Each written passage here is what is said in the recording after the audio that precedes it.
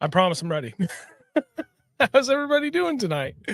I already forgot just how short that intro is, and I was too busy already talking in the chat and wasn't paying attention. That's my bad. Hope everybody's doing wonderful. Apologies for canceling the stream last week. I was in vacation mode, so I was like, you know what? Not gonna do it. We got a really late start. My buddy Dave was not feeling good. He's very under the weather, so we're just taking it super easy. And I also didn't really know what to talk about. It was strange. I don't know. Not too worried about it. It's not that important. I keep up with this every single week. But the plus side and downside of that is we are marching closer to episode 200. And yet, you know, when I take breaks like that, we fall further behind. Beauty is, I wasn't even sure this week was going to happen because I was supposed to be traveling for work. That has been postponed to next week because I'm supposed to be going out to Lake Erie and need the weather to play nice. Right now, there's 4 to 7 footers out there. It's not going to fly. So hopefully, next week will be good. And I think I should be able to also still do the stream. We shall see. At any rate, I hope everybody's doing fantastic. Good to see a lot of you return this week after the previous couple episodes, a little light on traffic, but I'm starting to see some familiar faces again, which is always nice. Before we truly get started, for everybody that is here, whether you're watching on YouTube or Facebook, thank you very much. Appreciate you as always. Please leave a like. That helps a lot. If you're watching this after the fact, or if you're listening to this on Spotify, please just leave some sort of comment, review, whatever the case, you know. If you don't, no big deal. If you do, I really appreciate you for doing that. I am solo tonight. Sean had prior engagements that he had forgotten about and was feeling a little under the weather. DJ also had prior engagements, so he could not jump in. So you get just me tonight. We're going to talk about my favorite spring fishing techniques. And I know I wrote bass fishing, which is pretty obvious, but trying to play the algorithm game. We'll see how it goes. Anyway, I have a lot of stuff on the table here. There is a lot that I want to talk about from what happened at Lake Champlain over the last 5 days. I mean, I got back on Sunday. I was out there from Wednesday until Sunday. It was bad. It was really, really bad. And it took me 2 days after I got home to really truly understand what the hell it was that I did wrong. Aside from the fact that mentally I'm still not where I want to be or need to be. And I get spun out super, like, really, really easily. And that happened by like the middle of day 2. And I just couldn't recover from there. It wasn't until the very last day we went to a different body of water. And I still had to have DJ kind of, you know, guide us to where we needed to be. And trying to force somebody else's pattern to make it work, I still couldn't do it. And I finally said, F this. I'm going to do what I am positive should work in this situation. And I made it work. I made it work phenomenally. It went well. I won myself another Pat swim bait, which I'm very excited about. I hopefully will get that in the next couple of days here. Maybe hopefully before the end of the weekend, which would be nice because I sure as heck intend on going out a lot this weekend with my family while I can. Because then I take off for a 10-hour drive on Tuesday out to Ontario, which would be fun. It's a long drive. It'll be a long drive followed by 2 long days out on the lake doing a lot of filming, some some marketing work, which is going to be awesome. And then we'll come back. Should be great. So, swim bait or die. Yeah, Sean, yes. That is the plan a lot for this weekend, Rich. So I let's just say there was a lot going on today when I got out of work, and next thing I know, I'm like trying to finish the last bites of my dinner, and it's 7:40. I'm like, oh, I need to get set up for the stream still. None of this was set up. So there was a lot of baits in the boat that I meant to grab. I started a few seconds late. That's how down to the wire I was, just getting everything set up. So while I'm not necessarily going to be throwing some top water this weekend, it's not the first thing I'm going to throw. I am throwing more stuff like this. One of the things we're going to talk about. And yes, Kara, not just the OD rat, but that is the collaboration with Swimbait Scrutiny. I happen to get my hand on one of those. I really like this rat. I've only got a couple fish on it, but I like it. It's a good one. I have no other pre-stream announcements. I'll talk about Champlain, everything in greater details at the end. In the meantime, let's do something that I rarely do and actually get to the damn point and topic on hand at the very beginning of this. My favorite spring techniques. I want to hear a lot of comments and feedback as we're going through all this, and I'll do my best to be able to go through the comments as I'm giving you all what it is I really like to throw. And I'm aware that I've done this almost every year on the live stream as we get to this point. I'm going to try and throw you some different options and different configurations on the standard options than what I normally would have talked about, because obviously as things change and progress and new baits and companies come along, I get a chance to try different things and I find other things that I like for applications that I've always made work. And I'm hoping that I can share. I've got quite a few things here that I can share and talk about that.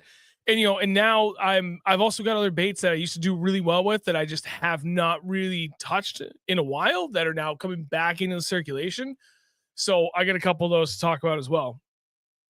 Let's get this stupid easy one out of the way. Jigs. I know I talk about jigs a lot, so here's 30 seconds. My favorite spring. I'm jig. I always have one tied on. Doesn't matter what I do. I'm throwing a big boy though. This is a time of the year where I'm going pretty much exclusively half ounce. I'm going full skirt. I'm not trimming anything down. I'm going with a much bigger craw trailer. Usually not doing a swim bait trailer on this. I'm going straight craw. I'm working it fast. I'm going purely for reactionary strikes and I'm working it shallow. I'm picking apart any and all structure that I can find. I'm really trying to hone in on all the various ambush points for the bass as they are coming out of it, in that post spawn funk, and then through post spawn recovery, feast mode, then they start to follow all those bluegill up shallow, like all those things. Just like for a regular bottom contact jig, that's what I'm going to do with that. And then on the other side of it, swim jig. I've talked about that a lot. I just saw a comment, belly weighted 4.8 inch fat impact right through the weeds. There it is. Yeah, that's I'm gonna get to that. That's good. And on a swim jig, specifically a 4.8 inch, like a 3.8 to 4.8, like I'm going big. I'm trying to feed them a friggin' meal, a Miyagi on the back of a swim jig as well. And dog bone, yes, even through the post spawn, 100%. I'm throwing a big jig. I will throw a big jig all year long. But that's it for the swim jig, like regular jig and swim jig stuff. I'm going big. I'm moving it fast. I'm using heavier weights. I'm going purely reactionary strikes. I'm trying to find those bigger females that are still in a much more aggressive mode before they get into like true summer mode, and trying to take advantage of that best window possible while I can on that jig bite. That's jig stuff. I talk about it too much, so I don't want to give it any more time. Get stuff out of the way. And I think I covered a lot of that in that jig fishing kind of 101 series as well. Ryan, to answer your question, I am going to London, Ontario, and then launching out of Leamington. So stop in London, stay there, drive down to Leamington, and go out from there, and then come back down towards Ohio and fish around the islands, going for walleye, which would be very interesting. Doing a lot of filming. I'm looking forward to it. So that's all. That's all the standard jig stuff. I've covered it too much. It is what it is. It's not a problem. Is it? No, there it is. Mark, is there such a thing as too much jig talk? I think I'm starting to find that point where, yes, there is such a thing as too much jig talk, and I don't want to overdo it, but it's fine. There you go, Mark. Yesterday was 95% a jig and pig bite for me, which made me extremely happy. 100%, dude. Yep, Kevin, jig.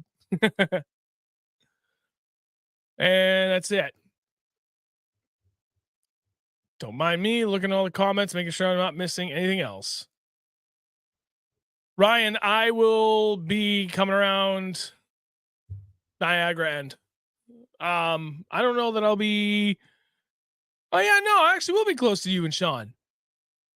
Well, I have to think about that. I'm gonna drive home Friday. It might actually work out. We'll see, because I really don't have to go out of my way. Okay. So what I'm gonna try and do is balance a little bit between like casting stuff and spitting stuff. I don't necessarily want to call it finesse because that's not always true. I just want to make sure that I'm kind of covering a little bit of everything. One of the things I'm coming back around to a lot more, something that I used to live and die by. And I say that everything that I've ever used that I talked to you guys about, there's been a period where I have lived and died by that one thing.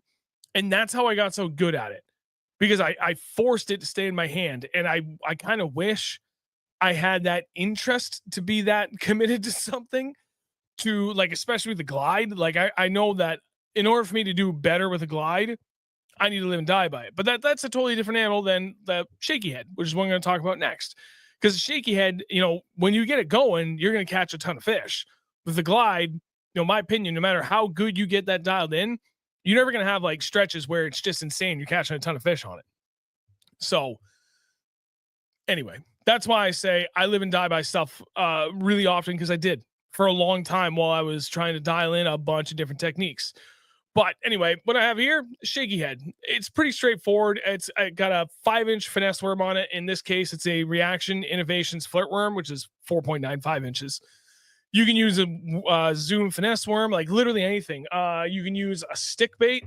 And actually, one of the things that I did use on the other day is the BWA Prism. And yes, I had to remind myself what the name of this bait was. It's their version of a stick bait. I threw that on there, not to actually fish it yet because I couldn't get any bites on it. But I had those in the boat. I had my shaky head, and I wanted to throw it on there to see how it looked. And it looked great. It's a bulkier option. Shaky head is not something I get big bites on, but I get a lot of bites. And every once in a while, I will get a big bite. If I'm going for big fish and like that's my concern, this is not going to get it done for me 95 times out of 100. I could be doing something wrong. Just because I don't catch big fish on it doesn't mean you can't catch big fish on a shaky head. Just for some reason, for me, the way I tend to fish it, and maybe it's because I tend to go with more of like that Reaction Innovations flirt worm, a much more finessey presentation, I tend to never get big bites on this. But man, the number of fish I can put in the boat on it is phenomenal. And through sheer numbers, I can tend to start to find that bigger quality in different areas through the numbers. So that's why I really like a shaky head. And especially as we get to this point, like right now, where they're just about to get on beds. If you're into sniping beds, it's phenomenal for sniping fish off beds as well. In that immediate post spawn, it's like a really nice, easy, but like subtly big meal for them to pick up on. And then as you get into like that true post spawn into like the bluegill spawn, like that's when it gets really scary good for how good it can be for the number of fish. And at that point, really the size it can put in the boat. I actually really like throwing a heavier shaky head. Like this is a 1/2 ounce and it's on a football style head. It's got a big old hook on it. So this is again a 4.95 inch finesse worm and it fits on there just fine. If you want to throw something a little bit bigger, like a stick bait, a 6-inch stick bait, or even a 7-inch, if you're crazy, then that will also fit on this one thing. I do not remember what it is that this brand was, but I like to find like a good stand-up head style, almost like football head style shaky head. Those are my favorites. I fished it on a heavy spinning rod, while a heavier setup. I really like the Douglas X Matrix 724 XF. I got the 30-pound Defiant braid to their I vary between the like 11.6 pound and the 15.5 pound heavy cover fluorocarbon for my leaders. It depends on what I'm fishing around. Usually like that between that 10 and 12 pound, like 12 pounds kind of my favorite when I'm fishing a heavier shaky head. And the fish never seem to care whatsoever about that line weight that I'm throwing with this. If I know I'm going to be around some gnarly rocks, and often, like especially Vermont with all the zebra mussels and everything, and that kind of shale ledgy crap, that's where I like to throw a heavier line, like 14 to even 18 pound line on this. And then kind of along the same lines as that is an eco rig, which is not too dissimilar, at least as far as setup goes. But at that point, I get to downsize my whole setup a little bit because it tends to be a lot lighter than what I'm throwing for this. But again, it kind of goes along those lines of that finessey presentation, where if I can't get them on, first thing I talked about, big jig presentation, all these other kind of power, fishing, moving baits, then my go-tos for a more finessey presentation this time of the year, I will 100% always have tied on a shaky head and an eco rig. I kind of like an eco rig because it's like a less lame way of fishing a wacky rig Senko. It's the way I always talk about it with my friends. It's good. They're both really, really good. And for an eco rig, I don't get anything crazy. I stick with a 5-inch finesse worm. Reaction Innovations, their flirt worm, I've been using that for a very, very long time. A lot of great colors on it. Phenomenal action. Very easy to find everywhere you go. Works killer as an eco rig, as a shaky head, especially as a drop shot when you're smallmouth and largemouth get more that bigger bait preference. Like that's why I like that. It's a very universal thing, and it works for me like a lot of the year. Like right now until they stop biting a drop shot in like late fall, that bait will get bit like everywhere. It's phenomenal.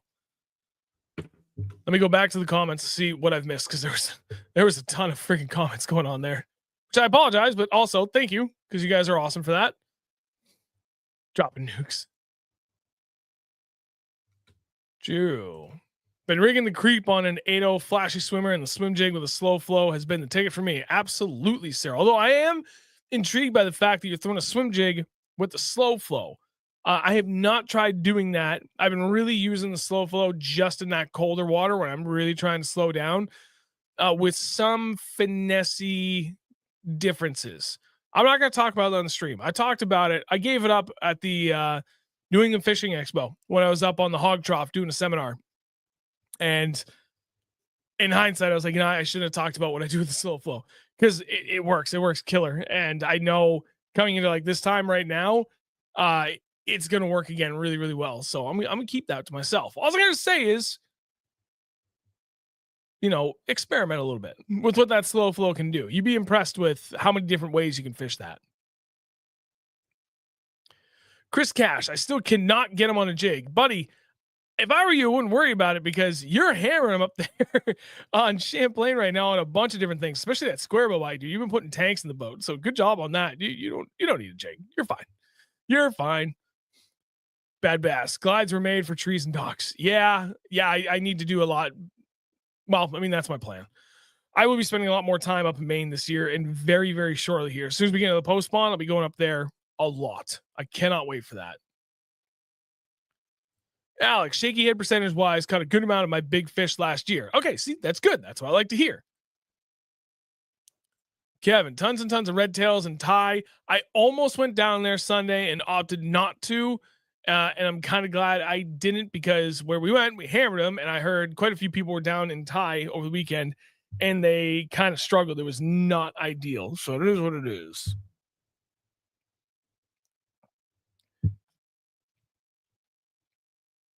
Don't mind me reading.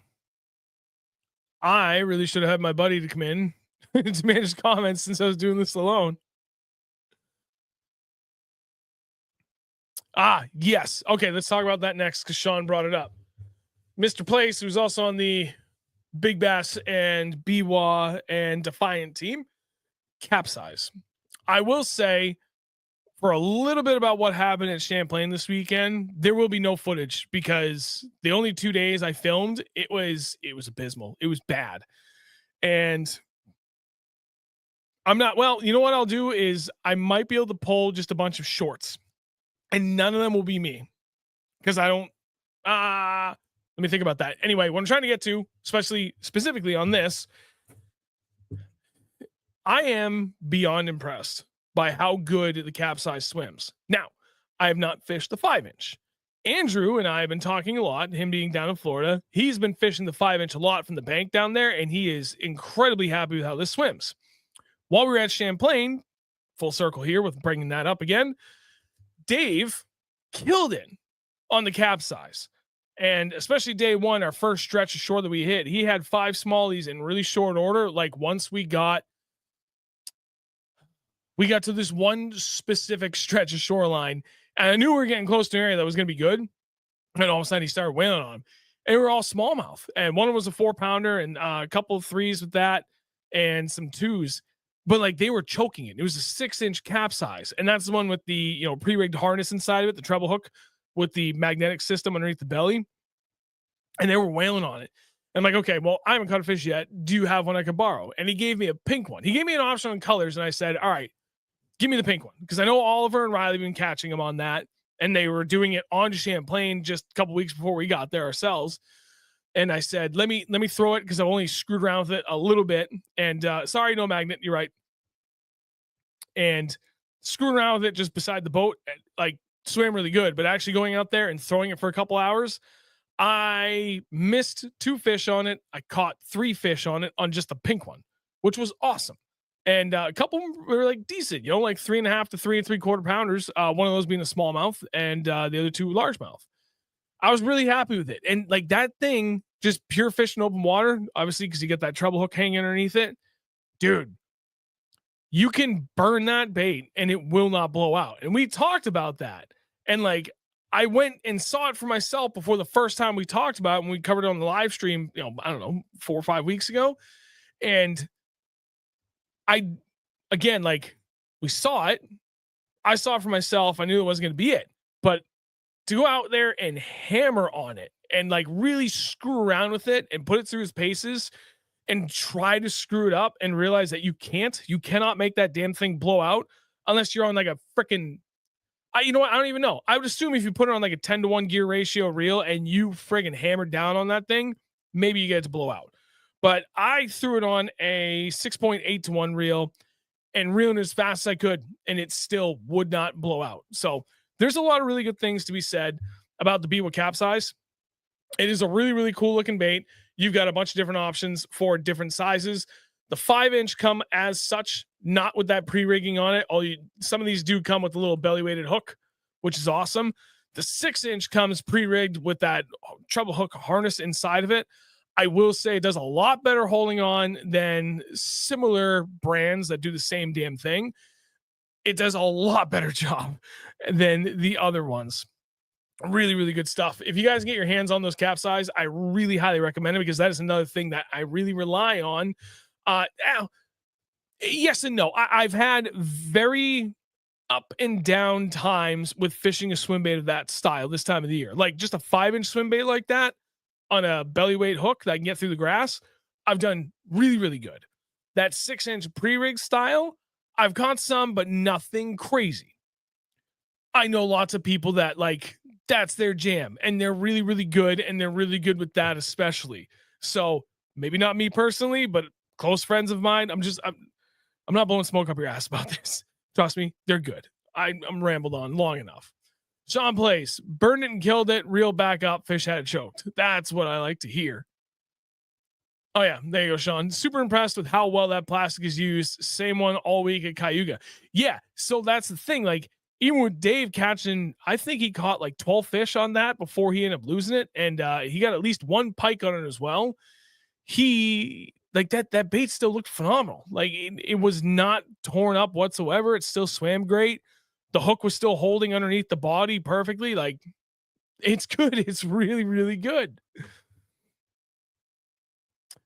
Alec, what do you rig that capsize on? If that isn't rigged with the treble, and then Mark asks the same thing. Are you rigging that capsize with underspin?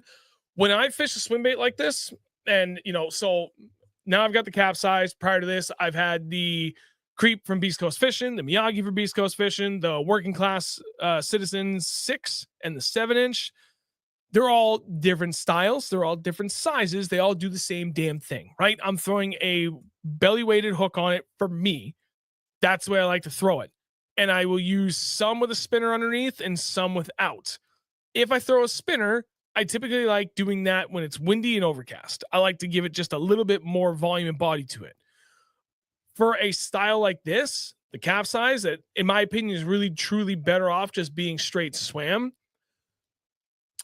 I will probably use a flashy swimmer, some sort of underspin on it more often than not. If I'm using something like the Citizen 6, I personally like fishing that more like a jig, and I like to drag down on the bottom, and I've done very, very well with that. So I will not use an underspin or a flashy swimmer, whatever you want to call it, on a bigger body swim bait like that I know I can get away with dragging it like a jig. This, I'm probably going to use a flashy underspin, flashy swimmer, whatever you want to call it, all of the above when I'm doing those things.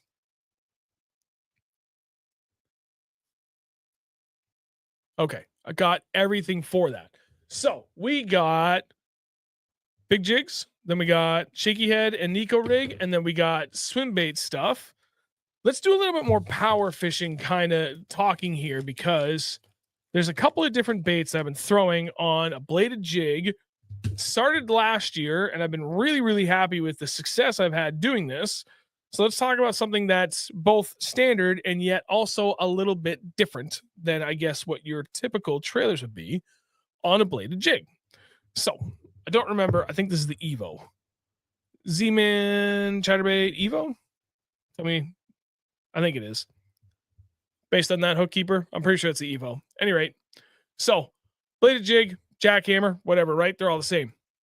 The Beast Coast Blade Runner is my go-to when I'm working a bladed jig. Like, it is stupid good. They did a really, really good job on that. And if I go out there, that is the first thing that I'm going to throw. I've had quite a few days where that's done really, really well for me. And I just know it's going to work because it's already worked well for me. So now the question is, okay, now that I know they're going to bite a bladed jig, I need to play with something else in the event that I do get into it where maybe the Blade Runner isn't the exact profile in action that they're looking for. I need to do something a little bit different. Now I got to grab Sean's comment because he already beat me to the punch. Biwa Scorpitail. There you go. 4-inch and 5-inch. I like the 5-inch a little bit better, and to the extent that I don't leave it untrimmed. If I'm doing the 5-inch, I will cut just a half an inch back on it, because when you were looking at where that tail hangs out at the skirt, you should be able to see that pretty well. Let's go that way. So it's actually, no, right behind the mic was good. So there you go. You can see where the tail on that ends just underneath the skirt. When I do the 5-inch and I knock just about a half inch off, I get a little bit more meat. Go this way. That hangs out beyond the skirt. And I really like the action on it. But most importantly, see that tail? That's what makes a Scorpitail so good. So this is a very versatile bait if you want to have something that you can do a bunch of different things with. It is, in my opinion, basically a fluke. But because you have such a thin profile on that tail with that nub at the bottom, you can get a lot of action out of this little thing. 4-inch or 5-inch. So, all right. So for the 4-inch, sticking on topic, it works really, really good as a bladed jig trailer. I've also used it just as a regular Texas rig fluke. I've used it as a drop shot. I've put it on a Ned rig. I've used it for mid strolling, which it's really good for with that little, nub, the larger portion of the tail. You get a lot of action out of that without having to impart a lot of effort into it, which is awesome. The 5-inch Scorpitail, if I want to go just straight up weightless Texas rig fluke fishing, then I like the 5-inch for that. Doesn't matter really what brand I use. I like a 5-inch for that, period. But if you want to throw in the back of a jackhammer, just give it a little bit more oomph to it. It's really, really good. So either one of those things on the back of this is good. So obviously you got Beast Coast with their Blade Runner, phenomenal. Biwa with the Scorpitail, 4-inch or 5-inch, also phenomenal. You can just go with the 5-inch and leave it untrimmed. I played around with a little bit. I like just trimming just like a little bit. 1/4 inch to 1/2 inch off, maybe 3/4 inch. Keep it just a little longer than the 4-inch, but you've got more volume. You got a bigger profile out of it. It's got some really good action. Now for something really, really different. This is something I played around with at the state team qualifying tournament for New Hampshire Bass Nation on Lake Champlain last year. Crazy Hick Bait Company. They make a lot of good stuff. They're New Hampshire based. This is their Dexty Dew Grub, 3.5 inch little beaver tail. On a whim, when I was up on Champlain and I was scouting, I was looking at a variety of conditions that were going on. See how that just barely hangs up beyond the skirt? Get to that. I had a hunch that I could get them to eat something moving. And after experimenting around a little bit, kind of got dialed in on the Blade Runner from Beast Coast, but I trimmed it back. I shortened it up just a little bit in the back of my jackhammer. Caught a couple of good fish, including a 4.5 pound smallmouth up in like 8 feet of water when it was still really, really warm up there. And so, unfortunately, I was very limited on colors. So I started looking around in my boat and I forgot I had multiple bags of these Dexty Dew Grubs from Crazy Hick Bait Company. And at that, what did I say? It was, 3.5 inch. I was taking my Blade Runner down to about that length. So I said, okay, let me try that first.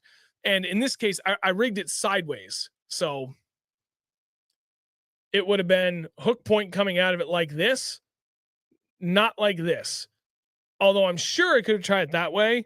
I went sideways as if I was going to throw like a rage craw on there, right? And rig that sideways. That's how I did it. This thing was stupid good on the back of a bladed jig. I used it on the regular jackhammer, and then I already forgot what this is. The Evo, the cheaper $10 version.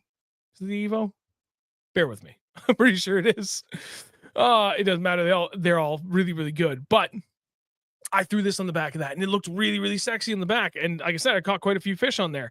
And it's just slightly different. So you put that on there, it's a little bit wider, but about the same width. So like it's wider if than the Scorpio tail, or if you have any other kind of fluky type trailer on there, or some sort of twitch tail type trailer on the back of that. But you've got just a different profile on the tail that I really think in that instance, because everybody throws something like this pretty much at freaking everywhere, it just gave me something a little bit different for them to look at. And I think that really made a difference. So something else for you to consider. And I mean, bladed jig, period. I will have it tied on like a lot throughout the year. It's something I lean on really heavily right now, where I had swim jig. I talked about that. That's always tied on right now. I will have a swim bait like the capsize or the Miyagi from Beast Coast Fishing or the Creep, any of those. I'll have that tied on with just a straight beast hook on it. And then I will have, what I'm going to talk about next is just a spinnerbait. And there's nothing special about it. I never put anything on the back of it. It doesn't really matter what you like to throw for brands or colors. I try to keep it mostly bluegill kind of color schemed or yellow perch. And I just burn it. I do nothing else but just straight up burn and repeat. Straight line retrieving, not doing anything fancy. But with all these things, like I will have all of these tied on, because there have been times where I've been fortunate in the past to go out for like 3 or 4 days a week right around this time, and especially in the post spawn, get out for a couple hours after work. And I'll go to like one of the same 3 ponds because they're all close to my house. And I've had stretches. I'll go to one pond 3 days in a row because I'm like, first day, hammer them. Let's go back. Right. And I go over and I hammer them on swim jig. Cool. Go back second day. Won't touch a swim jig, but they're hammering a jackhammer. Go back third day. Start with the jackhammer. Nope, they're not doing that. Well, maybe they picked up on the, it's a little windy. Maybe they went back to the swim jig. Nope, they're not touching that. Okay, well, it's windy. It's got to be a spinnerbait. Start hammering on that. And it's little differences in preference for what they want. And they're all still just kind of pretty straight up basic moving. I mean, you got one that's really flashy, one that's very vibrating, one that just does nothing but is pure profile. You got to be prepared for all of those things. All the different circumstances and situations. If you're fortunate and you have 3 rods that you can tie all 3 on, I would suggest doing so, or just be prepared to pivot between one of the 3. If it's overcast and windy, I will always start with a spinnerbait. If it's at least overcast but not windy, then I will probably start with a jackhammer. If it's sunny and kind of calm, I'll start with the swim jig. Like that's kind of been my rationale for how I go from one to the next on what it is I like to start with. Water clarity to me doesn't really dictate which way I go. That just kind of dictates color. But again, sunny, calm, swim jig. Start with that. If it's overcast and calm, I'll start with the jackhammer. If it's overcast and windy, I'm going to start with the spinnerbait. And I usually fish them pretty fast. I'm fishing slightly heavier weights. Swim jigs, I'm going 1/4 and 3/8 ounce. Jackhammers, I'm tending to go 1/2 ounce. For spinnerbaits, I'm almost always throwing a 1/2 ounce anyway, and I'm going to work it a lot faster. I will always try and deflect everything off of cover, especially right now, really trying to emphasize the reactionary strike. It's very important. Get a lot of big fish doing that. But that's a lot in a very short order. Tell you what, as much as I enjoy doing this, it's been a minute since I've done it alone. I forgot how exhausting it can be to talk nonstop. Let's go back to the chat and see what else you guys have been talking about. Oh, there you go. You just asked, how do you choose between bladed jig versus regular swim jig? Perfect. I just answered that. Didn't even realize that that's what you were asking.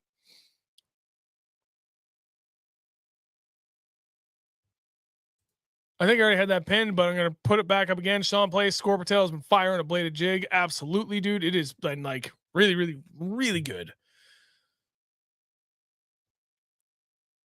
Don't mind me as I go through and look. Okay, nope. Everybody's talking about the rivers and stuff. Yeah, by all means, people, when you're going out this weekend, for the love of God, please be careful. That water is deceptively cold still. It is strange how this weather for the 6th consecutive year has been really, really odd. But I would say this is probably the most odd we've had it so far. in the last 6 years, because the previous 5 seasons, we came out of winter and we almost had kind of like that false spring where it looked like we were about to turn the corner, have like 4 or 5 days of like high 40s, low 50s, sunny, calm, like just crazy good melt on everything. And then it stayed in like the mid 40s. And it was overcast and raw and rainy, raw or rainy, like every day for like 6 weeks. And then we come out into the middle of May, early middle of May, from like middle of March to early middle of May of all that. And then we have 3 days of like, oh, okay, it's like upper 50s, lower 60s and sunny and kind of nice. And then it went to 90 and it stayed 90 for like 3 weeks. It was just really, really strange. This year, it seemed that winter, like a true winter weather, dragged on. But then once we climbed out of it, like we truly, but very, very, very slowly trended in the right direction, like almost linearly the whole way. We only had a couple of dips back down to cooler weather, but for the most part, I really feel like we just have had a slow but steady and consistent trend upwards. And at the point now where the last 5 years we've gone to like really, really hot weather, we are nosediving back down to colder temperatures. Like it is currently 46 degrees out. It is May 21st. They are calling for potential record lows tomorrow, at least where I am, of 47 degrees. And you know what? It's happening at such a weird time that like if you're on a lake, like I know Champlain, I thought was like on the cusp of bedding everywhere in the northern end. No, I'll get to that in a minute. No, that is still very, very much pre-spawn up there in most of the areas. And it's really going to stay pre-spawn for a little bit, which makes me a little, kind of interesting or interested about what's going to happen with that Major League Fishing Toyota event that's up there in June. Like that's going to be a bed fest for that whole tournament. I think. I could be wrong, but if I were a betting man, which I'm not, but in this case, I'll pretend that I am. I think it's going to be like an absolute bed fest. And all the guys that are going to be in the top 10 are going to be leaning on their flogger all day. They're going to have like 500 beds that they've scoped out, and they're going to pluck away up to, probably 23, 24 pounds a day. And that's what it's going to be. Top 10 guys. That's my guess. That's what I'd be willing to bet on. I don't know.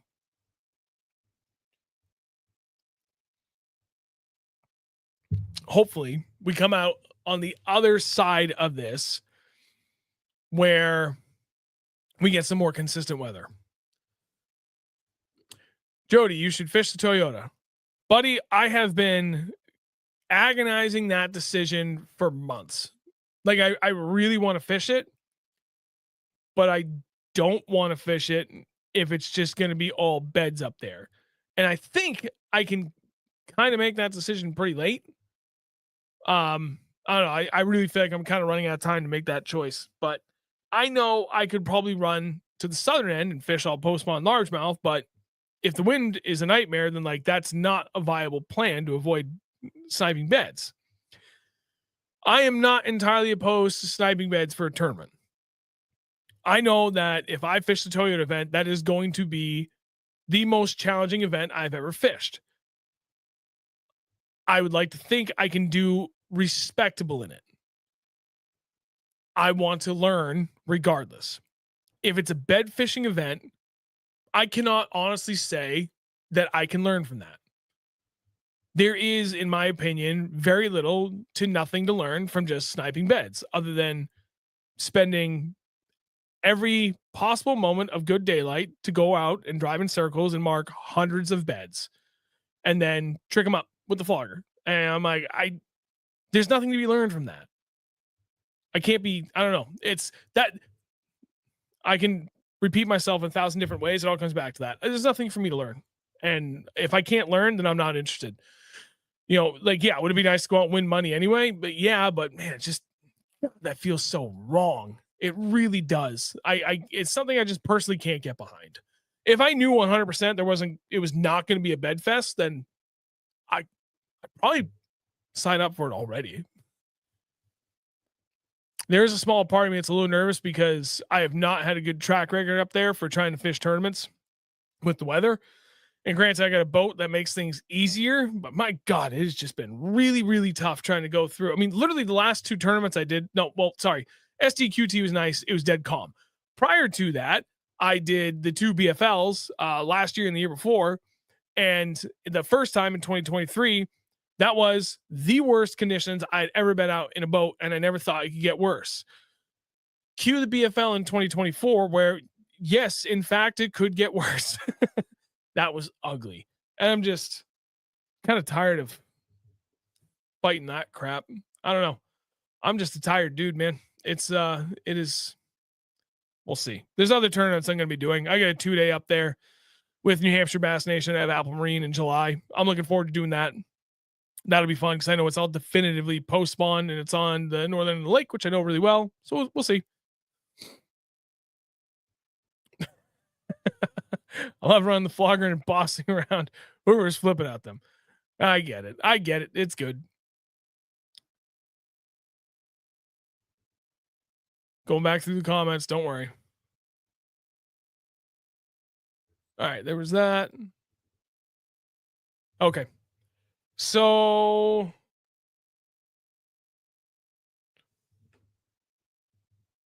I covered everything that I have demonstrations for. Sorry. Nope. Okay. We're going back to power fishing. Let's power fishing. Right. Moving baits. Square bill. I'm not a crankbait angler. I used to be. I cannot say that I am really much anymore. I did try it when I was up on Champlain this past weekend. I still couldn't make it work, but boy, God, did I try. Still, this is about one of my favorite times of the year to really do it, because for someone that sucks at it as much as I do, I can be pretty successful doing it right around now. And especially in that like early post spawn, going up through to the point where the bluegill start spawning, not when they're on beds, but a little bit before that and a little bit after that, when they're kind of like just on the outside of the really shallow spawn flats they would be on top of. I really like throwing a square bill. It's stupid. It's a do nothing thing. Bomb it, retrieve, bomb, retrieve, crash it over and off of everything that you can possibly imagine. It's dumb. You don't need to do anything overly special. It's a crankbait. It's a square bill. I really like the KVD 1.5s and the 2.5s. They're my go-tos because I don't crank that much. So I don't put much effort and focus into other brands and different models. They have all the colors I can want. They work really, really well. They give me different sizes. They go to the depths I'm always trying to do. It's great. Crankbaits are something I also will. Not in the last 3 years. I have not thrown them as much. I still throw them every time at this time of the year. You go back 3 years ago, dude, I threw them all the time, like all the time. Now, they're starting to work back in the rotation. I'm going to really try my hardest to make them more a regular part of the rotation.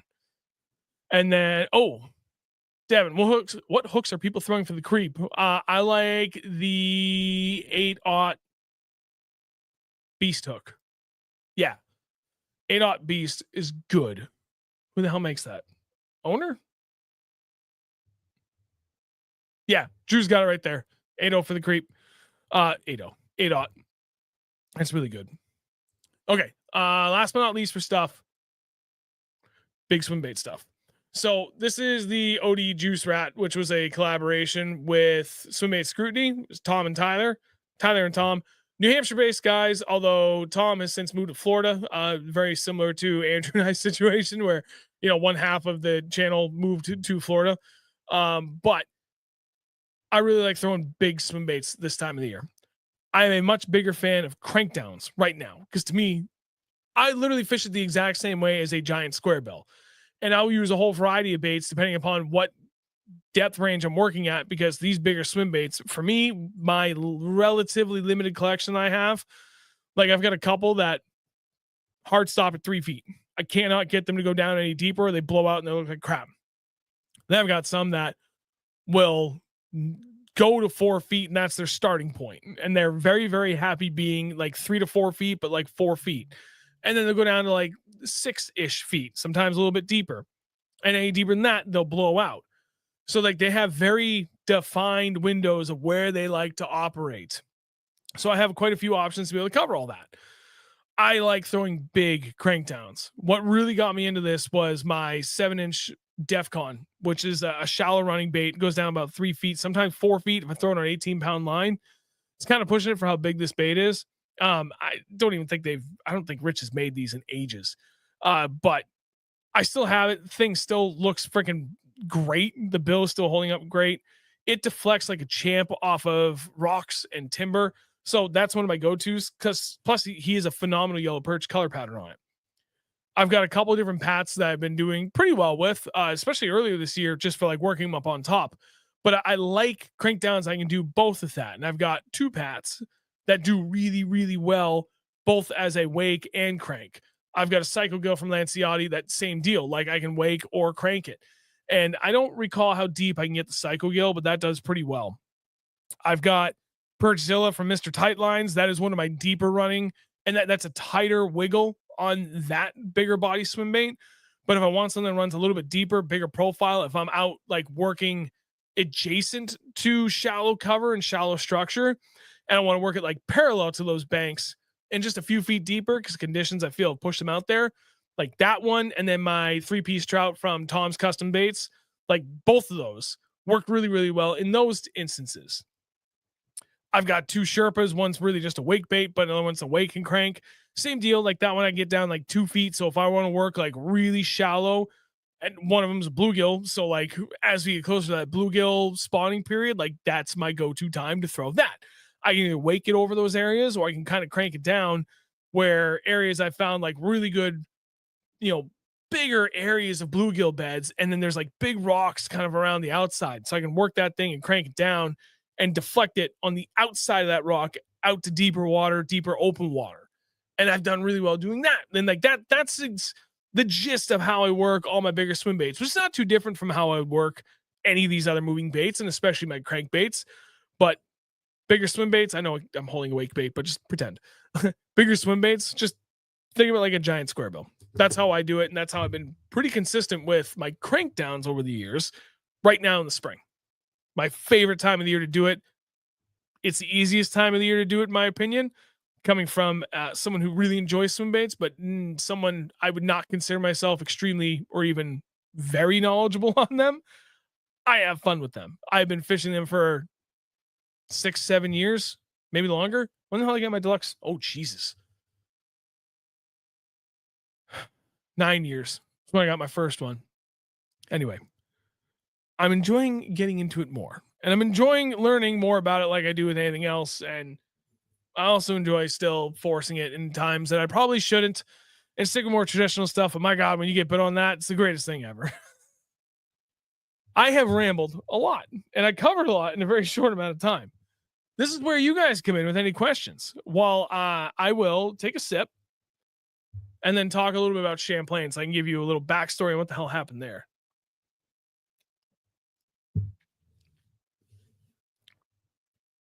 Work is good. It's busy, and I'm very involved. That's all good things. What I realized is I did not allow myself to give myself a little bit of more time to just ask some damn questions about what was going on outside of work and life. What was happening at Champlain? Like, I had no idea. I had my buddy Dennis Hart, who's up there, but he was kind of fishing in a more narrower area of what the lake presentation, the lake was presenting him for information. He was relaying that. And that's all I had to go off of, because I didn't provide myself time. Best way to put it, because it's accurate. I did not provide myself time to ask around and get as much feedback as I could to get what I feel would be a more accurate lay of the land. Hey, Dave, you're back. And we just went up there winging it based on what Dennis had told me. I really thought we were going to run into the same conditions as last year, which was like prime pre-spawn, like 56 to like 58 degrees in a lot of areas. And being able to just go and hammer a bunch of smallmouth that were like prime pre-spawn, hammer on some largemouth that were also prime pre-spawn in different areas, and just have a good old time. What I did not truly appreciate was how quickly and how high the whole lake rose right as before we got there, and how quickly and how warm the water got in such a short period of time. The information that Dennis was giving me was like, I was so focused in on this one particular area that's pretty shallow that I let that skew everything else I had for perspective and thought process on the lake. So when I went out there, I'm expecting 59 degrees, 58, 59 degrees for smallmouth and all these like great rocky areas transition into spawn areas. And they're going to be there because that's the water temps telling me, that's what I'm seeing. And that's what's supposed to be happening. No, this much of the lake was that water temp. Below this was a completely different story. And only 2 days after I had left this lake did I truly understand that that was the case. Especially when I heard from other people that, hey man, I was just out there on Monday and Tuesday, and you would not believe how much colder the water is. And the only way that can happen is that it was never that warm to begin with. Because a body of water that size would not drop that fast unless just that much of the surface was actually that water temp. That would make sense.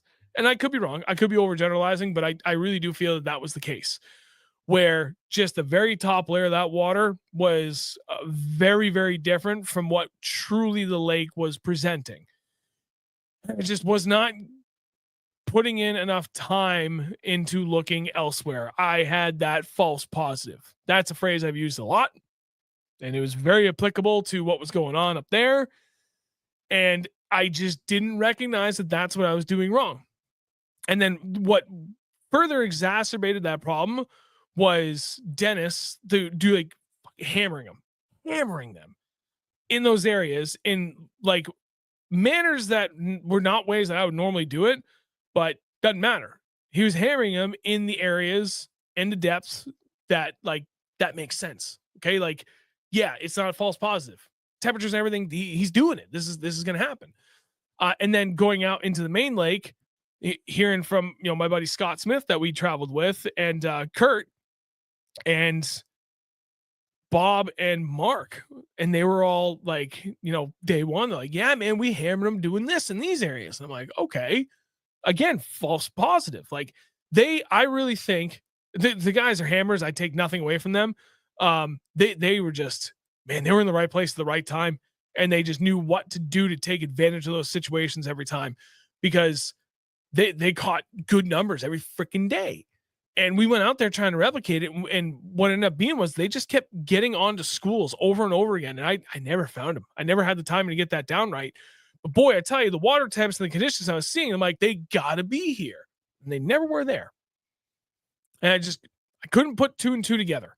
And running all over the friggin' lake trying to figure it out. I'm seeing water temps that just were like mind-boggling, like 63 to 64 degrees on Hog Island. That's stupid warm. I'm like, forget it. This is going to be Bed City. I can't see anything. No, but this has got to be Bed City. They got to be fanning. That's why we can't catch anything. No. I was up in 5 feet of water where there very well could have been fish up there too, but there weren't. I should have been back in 10 to 15 feet, or 5 to 15 feet, and focusing there. That's the crux of everything that went wrong. And that's where a lot of like easy fix stuff went wrong, right? And I now go into the other half, and the biggest part of the problem, the not easy fix stuff. I still set extremely unhealthy expectations for myself. And that is a problem that, while I've improved them on, not enough for where I need to be at, which is really unfortunate, because it's a problem in fishing and at work. I put too much pressure on myself.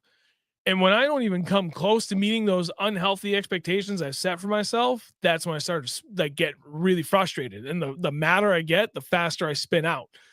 And I hit a point of no return, or I could not get out of my own head. And literally nothing felt right. I would kneel down and start tying something because I had this half-cocked idea that maybe this would work in this area. And I wouldn't even finish it, and I'd take it and throw it. Like, no, that's the dumbest thing I've ever thought of. Like, why would I do that? And that was it. Like that was what I was doing over and over and over again. And I could not get past that. And the real bitch of it was Dave, who was with me the whole time, tried like hell to get me out of it. The other 4 guys, Scott, Kurt, Mark, Bob, all of them, they're like, dude, you just need to get out of your own goddamn way. And I couldn't. And it's not like I was being stubborn, like, no, man, I'm in a bad mood. I want to stay in a bad mood. I couldn't figure out how to do something that would make me feel positive to swing the whole perspective and shift it back in the right direction. And I'm not good at forcing that, where I can just, I don't know, sit there and repeat positive thoughts to myself until I've drowned out all the negative thoughts. And that's something I should try more often. Doesn't matter. The important thing is I understand where it went wrong in a fixable way and a much harder to fix way. We're getting there. It's just like I'm still like upset at myself for, Jesus, just how spun out I got, man. It's just, it is what it is. We all go there. I think at some point everybody will have been there. I unfortunately think I go there more often than most, and that's a problem that I need to continue to work on to fix. And this isn't some woe is me thing. I know that the more I talk about it, because I understand it, I don't do a good job acknowledging it in a healthy way. And I know by doing that more often, I will get closer to a solution and improvement. That's the end. That's the goal. Continuing to recognize and acknowledge is key. It's where we go. It's what we're going to do. We're going to make it happen. One bad day, it's whatever. 2 consecutive bad days, like this is where I really start to, the unhealthy expectations that I've set for myself. Now, I can elaborate on this a little bit more. I have talked about this 1,000 times, man. I like figuring out the pattern. Like, that's my jam. I live for figuring out the pattern. It's my favorite thing about fishing. Fishing is a game of chess, and every day the fish change the rules and they don't tell you what they are. That's what I love about what this all is. Because when you figure it out, especially when you go out there, like if you've only got one day a week, like I do 90% of the time, and I'm trying to bounce around different bodies of water all over New England. And the vast majority of the time, I am successful in doing that. I go out there and I figure it out. And it's like, goddamn, dude, that felt amazing. Like, I had no idea what we were doing over here. I had no idea what to expect. We figured out we had a bag, or we caught a lot of fish. And if I can't do it once or twice here and there, like, so be it. Like, I'm not perfect. I never will be. And then if I go on vacations like this, I get 2 days in a row where I don't do well. That's where it's like, okay, you're better than this, Sean. Like, then that's what, like, I think in my head, you're better than this. Why you suck? Like, what's wrong with you? Figure this shit out. And then that's where it's like, it has nothing to do with pride. It's like, okay, guys, that's where I ask all the friends. I have no idea what the fuck I'm doing. I cannot figure this out. Help me out. And even after these guys giving me exactly the baits they were catching fish on, and having me park on top of them in the exact spots they were catching fish and watching them catch fish around me and still not being able to do well. Whew, that's where I lost all hope. And by Friday night, I was ready to go home. And Dave convinced me to stay out Saturday. And then Saturday was my worst day. I only caught 2 fish. We barely got to fish because of the storms. And that's where I was like truly out of it. And thank God I let Dave convince me to go out Sunday to a different body of water. And our goal was just to go snipe a couple of beds because we needed one more good fish to potentially win a bait. We go out there. DJ's up. He's like, dude, come up here. We're getting them on top water, on frogs. Ooh, I'm not great with the frog, but yeah, we'll come up. And 45 minutes into it, nothing was working for me. And I really hit rock bottom. And I was like, F this. Picked up a fluke. I know a fluke works in those conditions. And I knew that there was no BS about what we were seeing because we're in 3 feet of water. That was as true gets. And I know what to do with the fluke in those situations. And by God, I made that work. I caught more fish in the 4 hours of throwing that fluke than I did in 4 full days of fishing on Champlain. So while the first 4 days and everything I had problems with sucked and I was an idiot, I eventually at the very end kind of turned it around. I did need help, but I was able to take that and turn it into something positive with something that I know and felt confident in, and I made it work and I had phenomenal results. And that was exactly what I needed to come back and not completely hate myself. That's the Champlain recap. 2025. That's a wrap. We're done with that. It was bad. It's fine. We're past it. We get to move on. Oliver, want to go yellow perch fishing? I reset on panfish all the time. Dude, I was actually really enjoying myself catching some of the big pike that I caught while I was up on Champlain. That was my highlight. And I sent you guys that giant pumpkin seed that I caught too. That was fun. That was, what did he hit? Oh, drop shot, fuzzy dice. We got up in an area and I threw that thing out like just blind cast and it got hammered like dunk. I'm like, sweet. I lean into it. I'm like, that doesn't feel right. Giant pumpkin seed. That was cool. That was really cool. Kevin, that lake can humble the best of hammers. Yeah, you're not wrong, dude. It is what it is. It's all good.